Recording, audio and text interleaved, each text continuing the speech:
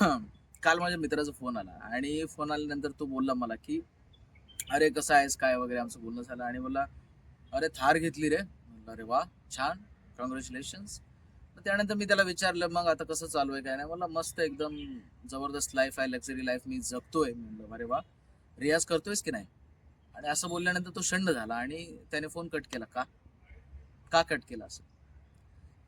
जेव्हा आम्ही रूमवरती होतो, मुंबईला राहायचो, त्याला तेव्हा सिंगर व्हायचं होतं आणि तो दररोज सकाळी 5 वाजता उठायचा, हार्मोनियम घ्यायचा, प्रॅक्टिस वगैरे करायचा.